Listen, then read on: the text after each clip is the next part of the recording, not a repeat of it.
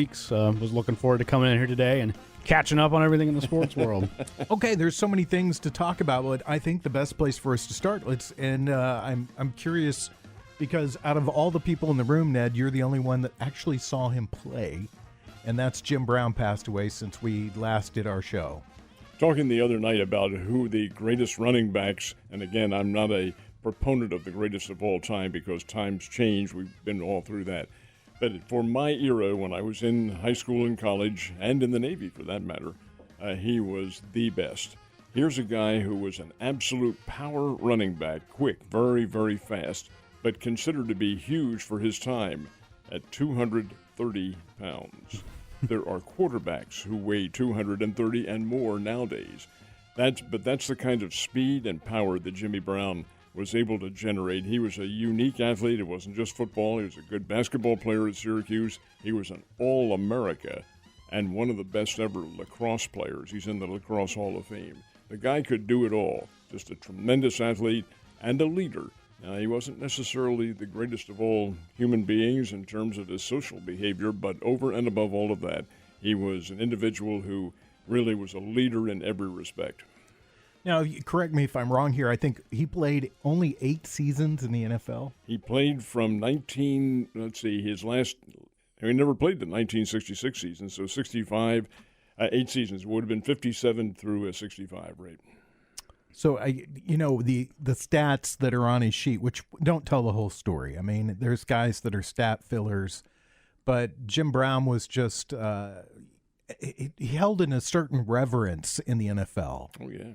I mean, he's almost a hushed tone when you said his name, that if there was a Mount Rushmore in the NFL, Jim Brown would be one of the faces you're going to put on that. Without question. The man was a leader. And I'll tell you, now, again, it wasn't always a popular stance, but the reason he didn't play the 1966 season, he's filming. He's filming in Europe, filming the Dirty Dozen. And pro football camp started. The Cleveland Browns started their camp in late July, early August of that year, probably more like the first week in August. And because of rain in Europe, they had to delay the making of the movie. Well, Art Modell, who owned the Cleveland Browns at the time, said, "You get over here. You get back to camp. That's your profession." And he said, "I can't because we're right in the middle of the filming and it's being delayed. Now, get here, and if you don't show up, we're going to fine you X number of thousands of dollars for missing each day of camp." And Jimmy Brown said, "Blank you. I'm not coming. I'm retired," and he made it stick. Yeah, I saw somebody posted online for a certain generation.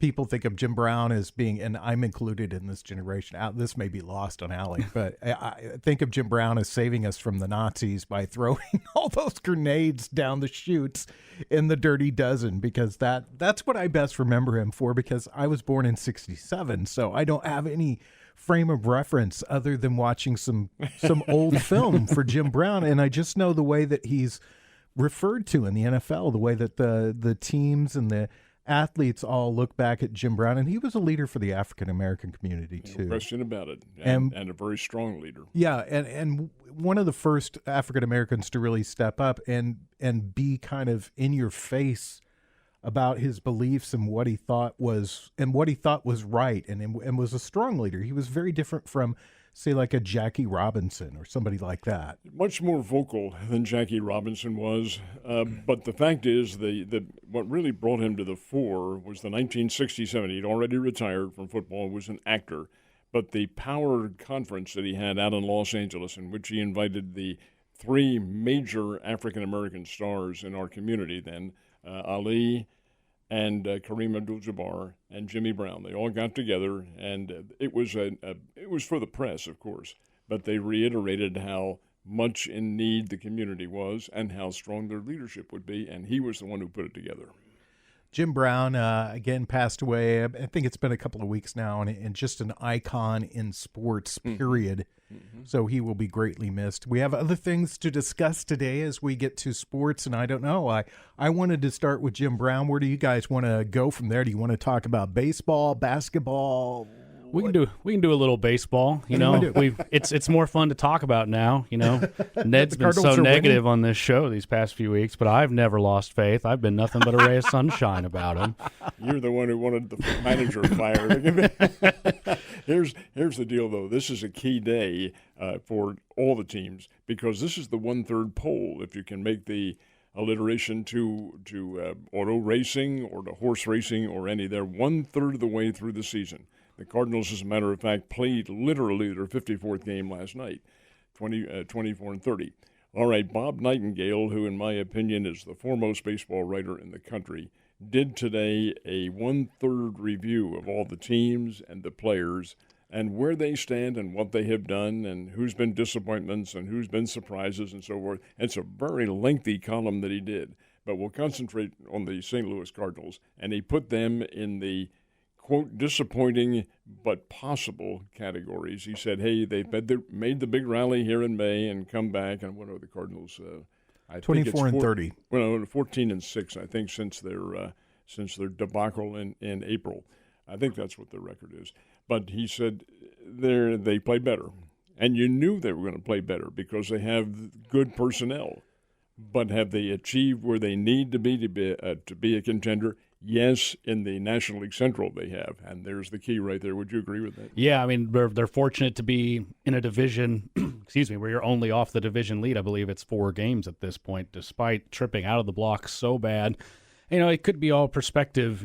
A lot of teams will have a slump somewhere or other in your season. It just looks a lot worse when you start with it, because I would have to imagine the worst stretch of the season, if you're a team that has any aspirations to go anywhere, has already happened. And now they just need to keep what they have going right now going. I still think pitching's a problem in the long run. They do not have enough if they really have aspirations. But if they can stay close or with only 4 back, maybe even in the division lead by deadline time, I wouldn't be shocked to see them try and go at a couple arms and make a run at this. Well, Mr. Nightingale said in his opinion they will win the National League Central Division, and I have to agree with him because I do not like Milwaukee's lineup at all. I think they're very weak, and they're very, very inconsistent, and their pitching also is suspect. Corbin Burns is a key anchor on their ball club, but over and above all of that, I saw some interesting speculation yesterday about individuals the Cardinals would have to trade to get some good pitchers, and included in the deals were pitchers that they have now, one being Jordan Montgomery and the other being Flaherty. Bob is not high on these guys at all. Yeah. The 2023 National League Central standings, this is a division, honestly, all 5 teams have a shot of winning. 4.5 games separate Chicago and Milwaukee. Most of the teams in the division have been streaky, good and bad. Pirates were the hottest team in baseball for a while. They've fallen off the face of the earth. Milwaukee, they consistently are a good baseball team, but they don't ever seem to be able to put it all together at the clutch and win. The Cardinals, I agree with Bob Nightingale on this because, and I said from day one that the Cardinals are a streaky team, but they put together these really big, strong runs that put them in a good position, and that's what they've done lately. And I want to point out, and Ned, you know a lot more about this than I do, the guy that's back that they've been riding through this streak is a spring bird, Nolan Gorman. And he has been nothing short of sensational. He has, to my knowledge, 13 home runs to date, and the Major League leader has 19.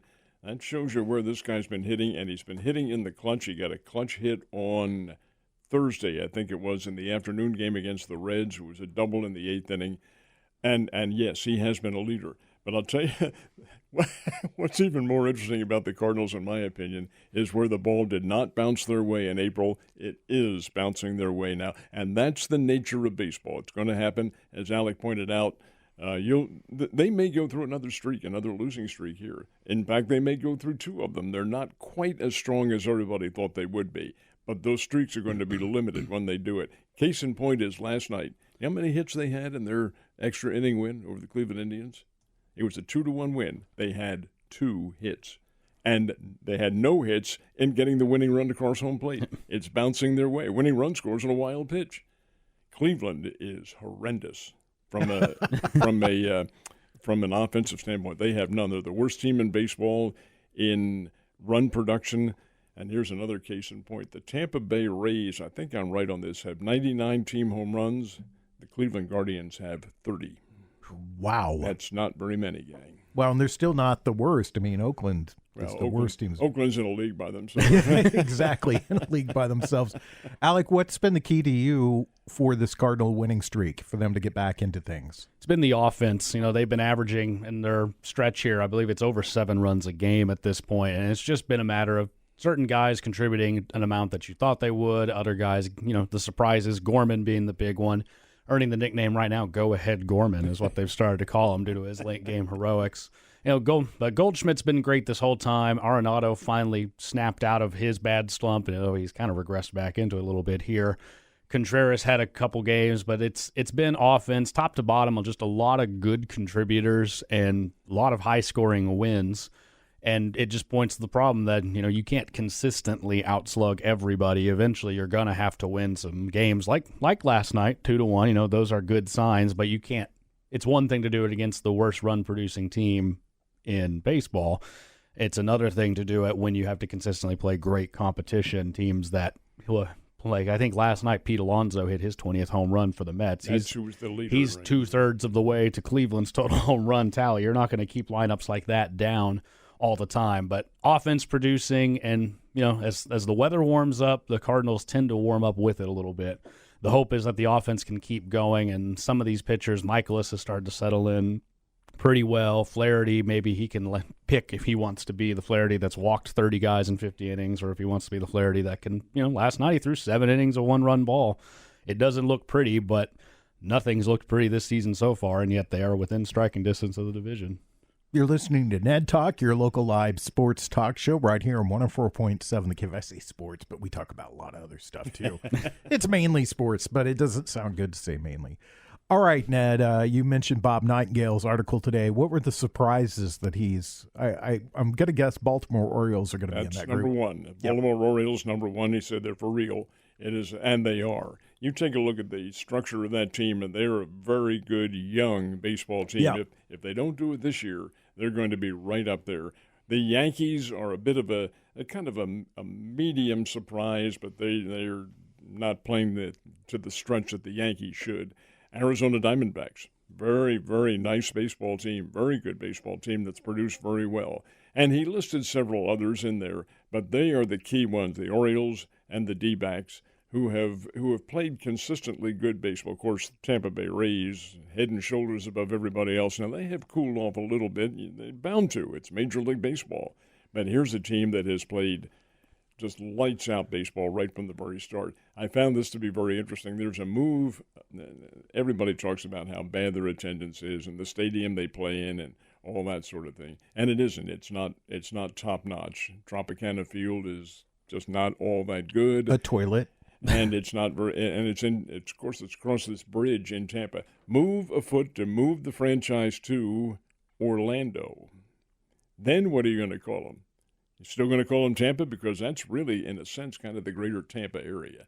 But that's the city officials of Orlando would like the team down there. They don't want to move them completely out of the area to another part of the country. They want to keep them down in Florida somewhere. But it's a good franchise and a good ownership. I think they should get rid of both those Florida teams, move them somewhere else. I mean, I think the ownership and the franchise itself in Tampa Bay is good. I mean, excellent. If you look at the ability to produce what they have out of their farm system with limited resources, they're the best team in baseball. That Miami Marlins team is a disaster from start to finish. I mean, they won a couple of world championships, but it's been an all or nothing sort of baseball team. And yeah, what else? What other disappointments did Bob Nightingale point out? I think disappointed by another incidentally strong team, the Texas Rangers. And keep in mind, Cardinals fans too, St. Louis hasn't played any of these teams yet, but they will. The Rangers and the Orioles and the Rays and the Yankees and some really strong baseball teams they have to play. Okay, disappointments, there have been some. I think key among them all is the San Diego Padres. They have not played well. They're under 500, for heaven's sake. And they shouldn't be. With a massive payroll that they have, another is the New York Mets. My goodness, they have this massive payroll. and they're just kind of wandering along and just stumbling along in the season. But again, it's only 1/3 of the way through, and there are more key elements to the season than just that. And again, as Alec has pointed out, you have the ups and the downs, and that's going to be the way it is. 162 game schedule. The difference is the stronger teams will have many of the ups and higher peaks, while the also-rans and the lower-level teams will have deeper valleys to go through. But every team will go through them, and I suspect the Cardinals will again. What do you think, Alec, as far as your surprises, your takeaways for the third point of the way through the season? Yeah, I mean, surprises, going in with what you said, seeing that teams like the Mets and the Padres with these absolutely massive payrolls, really underperforming.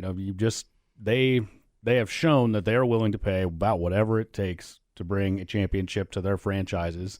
And I don't think that trend's going to stop. If they keep falling short, fire the manager, bring another guy, make another big free agency acquisition, keep going until it eventually works.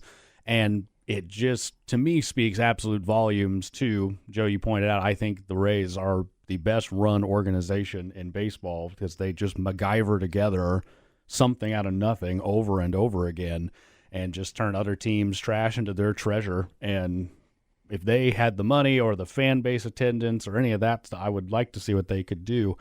So it's interesting to see those big payrolls coming up short. It's interesting to see a lot of talent consolidating in one place. I believe I was just looking, Toronto's one game over 500 would be tied for the lead of the NL Central, and they are last in the AL East. So there's going to be some really good teams, especially in that American League, that aren't going to make it because two division winners out of the AL Central and AL West, because the AL Central is looking as bad as the NL Central, someone's got to come out of there, and their top team might be as good as the AL East fourth or fifth best. Alec Nightingale pointed out in his article today that this could be the first time postseason, when it rolls around in October, it could be the first time ever that below 500 team makes the playoffs as a championship team. I see that happening. So let's give both of you guys a chance to play commissioner for just a minute, okay, on baseball. You replaced Rob Manfredi, which we all agree would be a good thing. Like, cool, and when you great. look at, I'm looking in the American League right now. Every team in the American League East is over 500. Every team has a positive run differential. When you go to the American League West, every team but one is over 500, and every team has a positive run differential except for one. Then when you go to the Central Division, that's where you start to see things not look so good, okay? 2 games over 500, Minnesota's in first place. They have a positive run differential. Everybody else under 500 and have a negative run differential. What do you do to fix these things? Well, Joe, that's something you can't adjudicate. That happens to be the way the teams are broken down. That's the sections of the country they're in. But it all works in rhythm and in cycles too. It'll change, maybe not this year, but it will change in time to where the power structure. Look at the Baltimore Orioles, for instance. They were also Rans 2 years ago. And here they are right in contention now with well over 30 wins and playing extremely well. That is the way baseball is operated. That's the way the teams, it's the draft brings in better players, trades bring in better players. It's all about how franchises are managed. The only really effect that the Major League Baseball and Manfred and company can have is what to do with a franchise. And they've already allowed us how Oakland is not going to be in Oakland, maybe as soon as next year, and move to Las Vegas. If they did, they would play in the Las Vegas Aviators Stadium, which apparently is pretty good. I've not seen it, but I'm told it's one that can be expanded to major league capabilities. But over and above that, that's really the only effect. Otherwise, I don't think Mr. Manfred has any authority in terms of team structure or anything like that. That's simply up to the local ownership. What do you think, Alec? I'm pretty well inclined to agree with you. This is what happens in sports, where you just ebb and flow, and every once in a while you have a year where a whole division, just for lack of a better term, stinks, and someone's got to come out of there.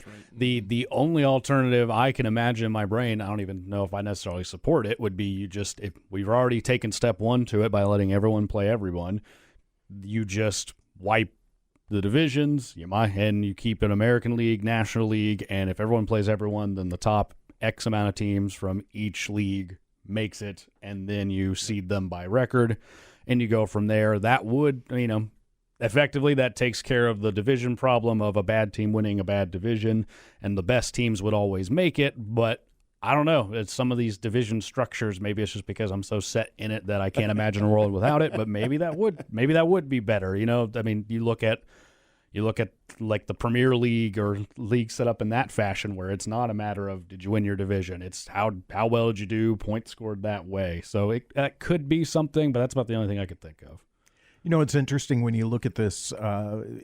What springs right to mind is the East Coast and the West Coast teams are doing fairly well. And then it's the teams in the central part of the United States that aren't doing as well and what they would call minor market teams. And so something in the salt water. Well, yeah. I a few years ago, ESPN, it's been many years ago because I remember being very upset by this, is that one time that they had proposed that they could see a future when there was no middle ground in baseball. Everything was East and West Coast. And do you see us moving in that direction at some point? You know what? That's an interesting point you bring up because it's one that we have proposed for a lot of other sports, including baseball, and that's seeding the teams. Heck with the divisions, seed them as to who has the best record and who doesn't. I think, in my opinion, that is the most fair way of judging a championship-level organization. To heck with the divisional playoffs and all that sort of thing. Get them out of there. Seed the teams one through whatever the agreed-upon number is and play it from there, and that way you do get a relative level of power balance. But this way you do not. You get an imbalance. But then again, when you get into postseason baseball, anything can happen. I mean, anything can happen. When we come back, we'll discuss the big-name wide receiver that's on the market, and the Chiefs are in the store.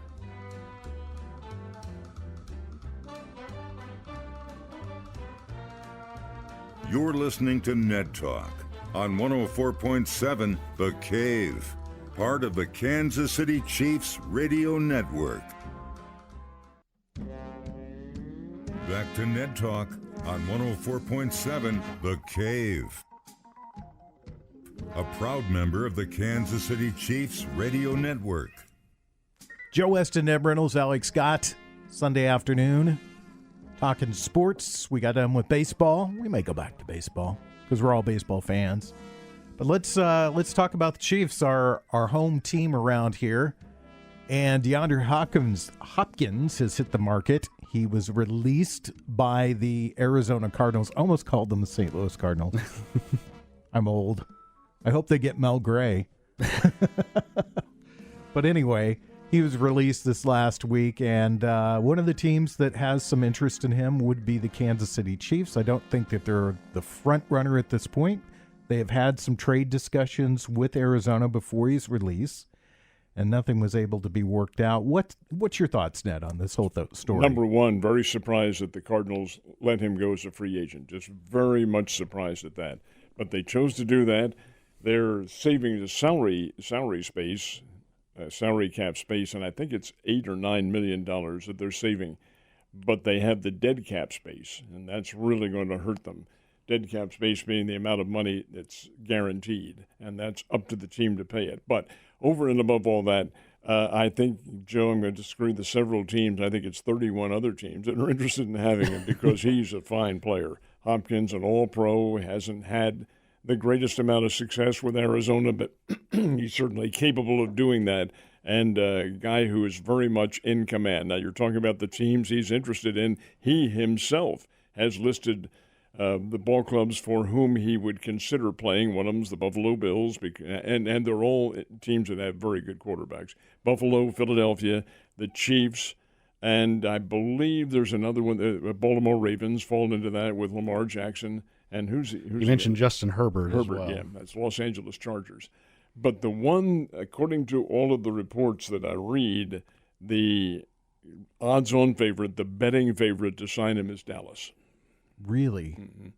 And he did not necessarily list any circumstances there that he didn't want to play for him. He just didn't list them as a team. But I think that would certainly fall into their favor. What do you think, Alex? Well, I don't know where I know where he played college. I don't know where he grew up. So, if Texas is a potential homecoming or anything like that. I mean, it's the list of guys he named, obviously the common denominators, he lists teams where there's elite quarterback play going on. He's he hasn't really had that for a lot of his career. In Houston, he had Deshaun Watson for a year or two. Kyler played well at times, but I think he's just looking for a guy who he can really try and get on the same page with. And it's going to be interesting to see, because of Dallas, he'd be a running mate with CeeDee Lamb.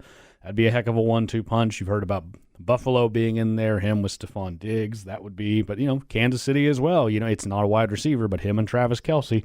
That'd be a tough decision, and they both play pretty similar games. They're both – Hopkins has kind of turned into a reception monster where he'll just eat up targets. He knows how to get open. Kansas City would – I wouldn't see them being the deep shot team that they used to be if they were to get them, but it'd be hard-pressed to cover either of those guys within 10 yards every single play.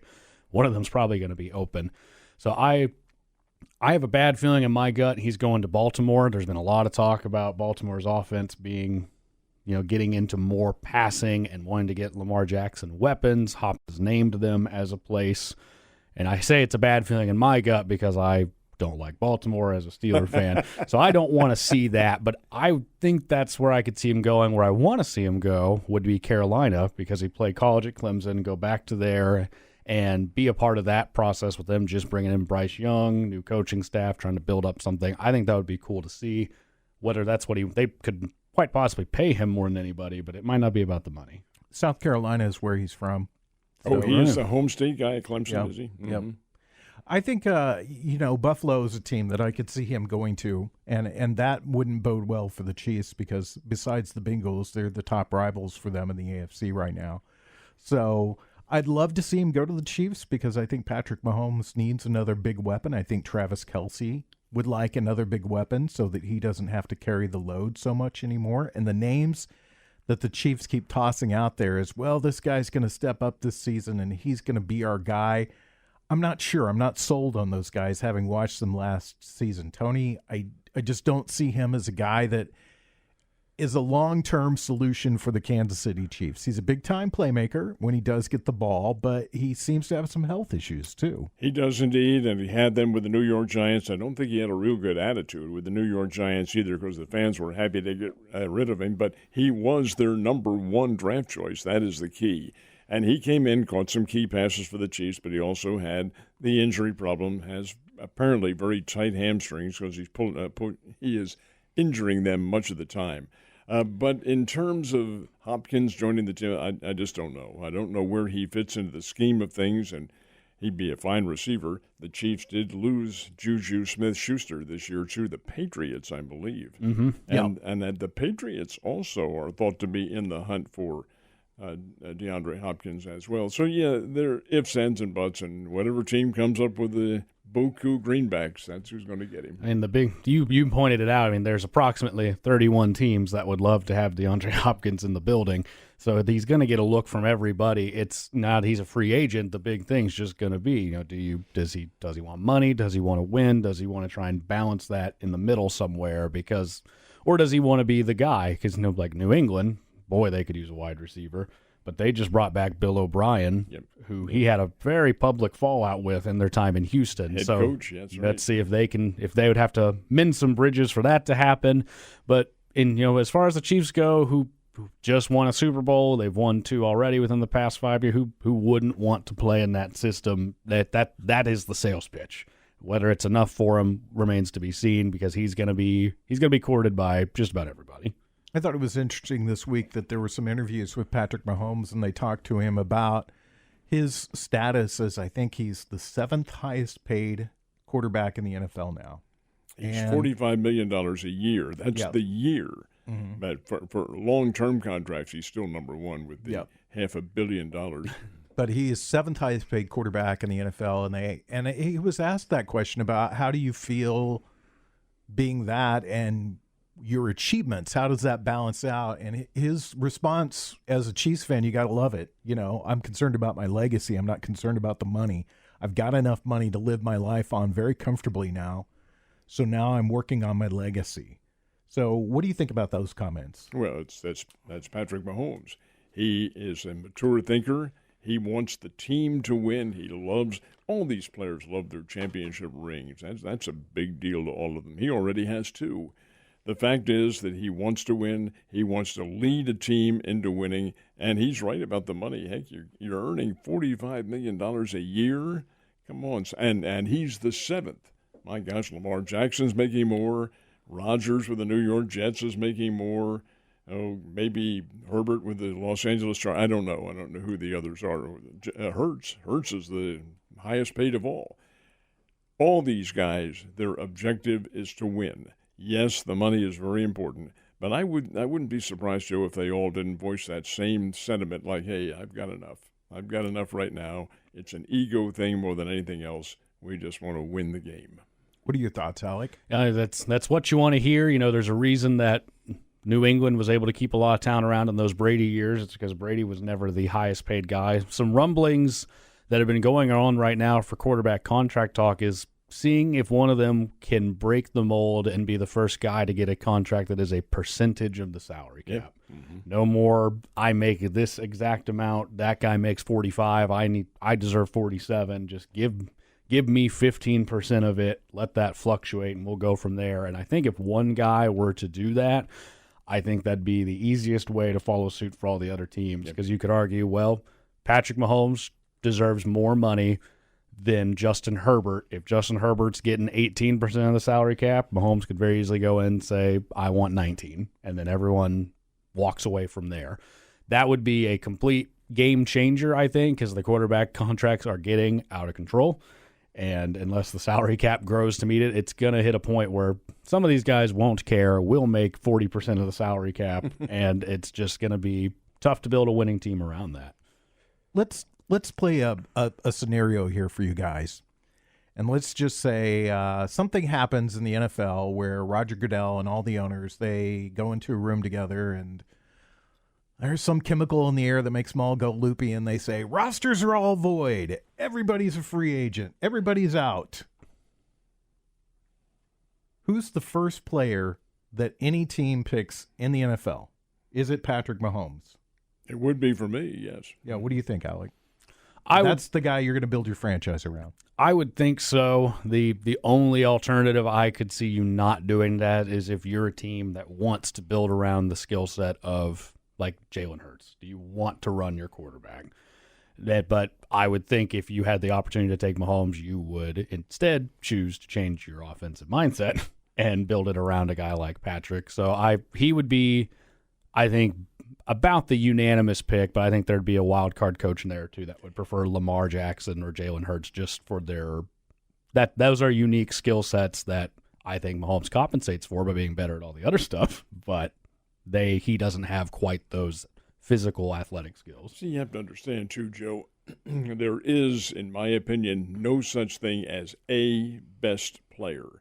There are key individual players, yes, but it's a team game. There are 47 other guys who dress for these games, who go out there and contribute all that they can. As far as QBs are concerned, yeah, Mahomes is right there above him, but he also has a pretty good line to work with. He also has a good team concept to work with. That's why they got him, because he figures into that team concept.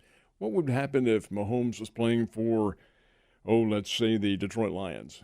Now, that's not a fair. They got a good O-line. They do. They have a very good. Let's pick somebody else. Chicago Bears, for instance. Although they have a very good quarterback on their own, the Ohio State kid Fields, what would Mahomes be there? He'd be a good player. Would he be a great player whose name is in the headlines every day? Probably not, because this is a team game, and you have to have those key offensive elements right there, the key line. You have to have the running backs on whom you can rely, and you have to have the receivers. And the Chiefs do have a pretty good bevy of receivers. Well, it's called the lottery for a reason. And not only is it a lottery for the teams, it's a lottery for the players, because you have to be in the right set of circumstances. We've talked about this since the show began 4 years ago, that you have to have an offensive line. That all these guys coming out of college are great athletes. They're the best of the best at that position for that school. And these schools are the best in the United States. But it is hard to throw a complete pass when you're sitting on your ass all the time. And a lot of teams don't look at the offensive line as being important. And you have to be with the right coach and the right system. The NFL, like every sports league, is arrogant. And there's a lot of arrogance in the league where the coaches and the league itself try to take a player and force this round hole player into a square hole and make him somebody that he isn't and shouldn't be. Tim Tebow, perfect example of that. When we come back, we'll talk about the playoffs. Talk about playoffs? Are we talking about playoffs? That's what we'll talk about next, right here on 104.7 The Cave. It's Ned Talk.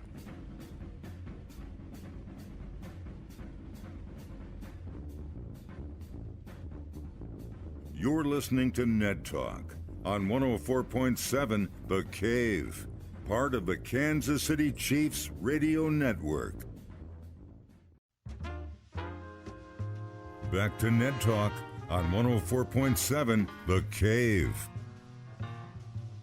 A proud member of the Kansas City Chiefs radio network. Beautiful Sunday afternoon on a Memorial Day weekend. I want to pass along our thanks to everybody that has served, no matter how you served our country. Thank you. We appreciate it. And say, hope you're enjoying your day. Hope you're enjoying your weekend. Be safe. Got the Cardinals game on the TV, watching it right now, just began. Let's talk about playoffs, though, because we've got some interesting stuff going on. First of all, Ned, I know nothing about hockey. I always kid Josh about it a lot. What's going on in hockey? You guys can tell me. Well, we have one team into the Stanley Cup Finals. That's the I love the misnamed Florida Panthers. How can you have the Florida Panthers representing Florida and the Carolina Hurricanes representing Carolina? Yeah, I know there are hurricanes in Carolina, but Florida's where they hit.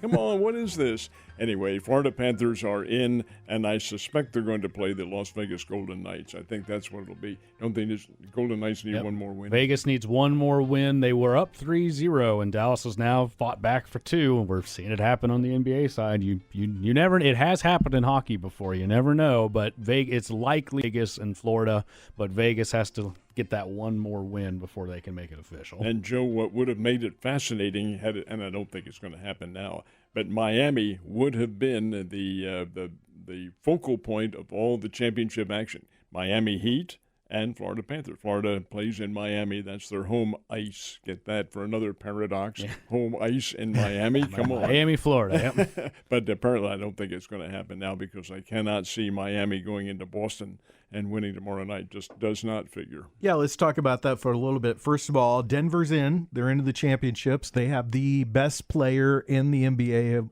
probably the best player in the world if you're not paying attention. And they're in. They pushed the Lakers aside like they were nothing pretty much, and they're into the finals. And the last one to be decided is this series between the Celtics and the Heat.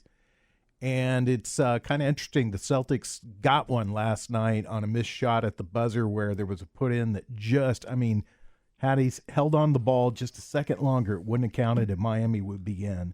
But it's forced to Game 7. It'll be played in Boston. I think the one thing that works in favor of Miami, Boston's not been a good home team this year. Well, Miami won twice up there in the playoffs, but a team to go in there and win a second time and clinch your series, that it does not compute. I'm going to disagree with you just one, and it's a very slight disagreement because Nikola Jokic is one of the top players in the world, but not the best player in the NBA this year. That's Joel Embiid. He got the Most Valuable Player award. But Jokic has won it. In fact, he won it last year. And the year before. And the year, that's right, 2-time. He's a 2-time MVP winner. And he is an absolute horse. And Boston, whomever, Boston or Miami, will have a heck of a time trying to control him. The guy set, and I get this, he set a new NBA playoff record for triple-doubles. And the two guys he passed were somebody named Chamberlain and somebody named Abdul-Jabbar. That's the kind of company he is in. He is really a top-notch player. He doesn't look it. I mean, he's a guy out there, you say, boy, he's not a sleek athlete, and he's not real fast. All he does is win because he can shoot, and he has a great ability to get on the boards, and he is 300, I'm going to call him 280. I was going to give him 300 pounds. He's not quite that, and he loves to get punished in there. He took a drive, Alec, you may have seen this, against the Lakers, and it was in Game 4. He goes driving to the goal, and he takes a forearm shiver to the chest and another shot to the jaw and goes ahead and scores and then gets the foul shot. And it didn't even faze him one little bit. I mean, this guy, he is a horse. Embiid, though, is watching the championships from home this year, and he will be participating in them. So, I mean, I think that's yes, he is the MVP, but there's always this debate, this argument that I love to hear the guys on ESPN say best player in the world, and he's the name that they frequently bring up in basketball. What are your thoughts? He is good. Jokic is, getting aside if he's the best player in the world, best in the league right now, he's the best player left. I think there's almost no question. And Denver being the best team, Lakers gave him a good fight in a couple games. That one bounce here or there maybe could have gone the other way, but Jokic and don't forget Jamal Murray, who is that is a heck of a duo that no one's paying enough attention to because they play for the Denver Nuggets, and that's Denver's own coach had gripes with the narrative from the national media. He's saying we win game 1, and all you're talking about is how are the Lakers going to come back. We win game 2, well, how are the Lakers going to do it? Guess what? They sweep them. Let's talk about how good Denver is. One thing I saw, something to watch for when you watch these finals, someone said Jokic, because of his size, he looks like he plays in flip-flops. So when you watch him move, you'll see it. He looks like it, and everything about it looks like he shouldn't be the most dominant player on the court, and he just is over and over again. What you just pointed out to us, what I like to call the LeBron James effect. LeBron is the focal point. The media loves LeBron James, just like the media loves Tiger Woods in golf and all that sort of thing, and they focus all their accounts on that. LeBron, they're down 3-0. 3-0. Was it the Denver Nuggets lead Los Angeles 3 on the verge of no? Can the Lakers come back? Yep. What the hell kind of a headline is that, for heaven's sake? Well, again, it's that focal point of looking for your key storyline. No, the Denver was a much better team. And you look back at that as well. You have the biggest player. Talent aside, LeBron James is the most famous player in the NBA, maybe a top 5 most famous athlete in the world, and he plays in one of the premier media marketplaces and one of the top. If it's not number 1, it's number 2 to New York City in LA for the Los Angeles Lakers, the biggest named NBA franchise. So it stands to reason that's where all the media. I mean, just a couple weeks ago, the Cardinals beat the Dodgers 18-6, I believe it was, and there was crickets. And the next day, the Cardinals lose to the Dodgers, and SportsCenter tweets out, "Dodgers stay hot, beat Cardinals." And it's like, not going to talk about the 16 runs they allowed yesterday. Okay, no. They don't want to. Let's not talk about that. That's how the media can sway things, too, just exactly in the manner that you pointed out. Well, I mean, and there's so little competition as far as sports media goes. I mean, no matter how big some of the other networks get, they are still always second to ESPN. Mm-hmm. And ESPN is very East and West Coast biased. I mean, it's just a fact of life. I remember a few years ago, I don't remember who the teams were that played in the Super Bowl, but 2 teams played in the Super Bowl. One team won, naturally is the way that works. But their top story the next morning was not about that team and who won the Super Bowl. It was about what are the Patriots going to do to get back to the Super Bowl next year? And they weren't even involved in the Super Bowl. And I think that's a problem with sports as a whole. And I think it's, it will stay that way. We can sit here and we complain about it living here in the Midwest, but ESPN, we talked about they're number 1, and they are number 1 for a reason. It's because what they're doing is working. And as much as I get frustrated with some of the coverage for some stuff here in the Heartland, they don't care because what they're doing is moving the needle out east and out west. It's the sole objective of the network. That's their whole thing is sports, and they make it work, and they do a pretty good job of it as well. That's a base hit, and Cleveland gets a 1-0 lead, I believe. Yep. And at the Cleveland Indians who are playing, no, I guess it's not anymore. Cleveland Guardians, yep. It is the Guardians.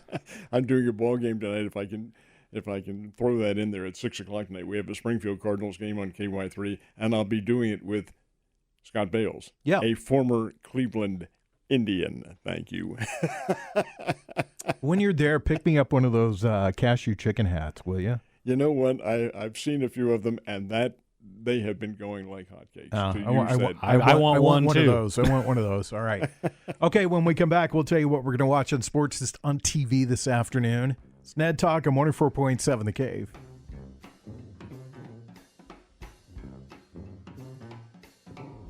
You're listening to Ned Talk on 104.7 The Cave, part of the Kansas City Chiefs Radio Network. Back to Ned Talk on 104.7 The Cave, a proud member of the Kansas City Chiefs Radio Network. Sunday Fun Day, Memorial Day weekend. And there's baseball on the TV. There's racing going on. And what else is happening? Any golf this weekend, Ned? Yeah, sure. There's the Charles Schwab Classic down in Dallas, yeah. Mm-hmm. Well, I mean, that's not... Are you making a reference to a major? Yeah. No majors going on. Yeah, no right major. now. Charles Schwab Classic does not do it for me. Let's just put it that way. The nil might be on the CW if you're interested. And then we've got the playoffs are tomorrow, so there's no NBA or NHL playoffs today. But so it's a great day for baseball, great day for auto racing. I suppose the USFL is probably playing today somewhere. I suspect they may be, but I don't know anything about it. Yeah, there's no way to know. I don't know whether it's me or not, but it just seems like, oddly enough, the USFL, nobody seems to care about that at all. I mean, which you guys may go, come on, Joe, you're the only person that cares about these leagues anyway. Did they care about the XFL? Well, I think they did. I think there was a little more talk about the XFL than there was about the USFL. You're comparing Oranges, nothing with nothing. Oranges with oranges here? Oranges with tangerines or something like that? Ooh, nice. He dropped the ball. Be a double. Yeah, well, not good. Cardinals get a double off a misplayed ball by the Guardians. So let's talk about it. What are you going to watch on TV this afternoon? Probably when I get back to my house, a little bit of that, because we do have it telecast on our own tonight on KY3. And what about you, Alec? I'll be following the Cardinals as I can. I'm going to be out and about this afternoon, so I'll be tracking the score from my phone. But, baseball rules the day, and we're getting to that time of year where it's about all there's going to be on. It's baseball, baseball, baseball. All right. Well, that's the plan for me. I'm going to the office to do some work, so I won't be watching any sports. Are you closed down tomorrow? We are. The office here is closed down tomorrow. So, and then my other job, my other livelihood is closed down tomorrow too. But I will be going in for some time because I'm behind this week. So anyway, everybody have a fantastic Memorial Day weekend. We will see you as soon as we possibly can. Ned, be safe. Thank you again for your service. Thank you, sir. Alec, be safe. See you on Tuesday. Yep. Want to say thanks to Courtney Campbell, Brian Tyndall, Mike the Intern, and Nick Fury. If you need to, you can download us as a podcast through our website at 1047thecave.com or through your Cave smartphone app. It's Ned Talk. Look for us as a podcast.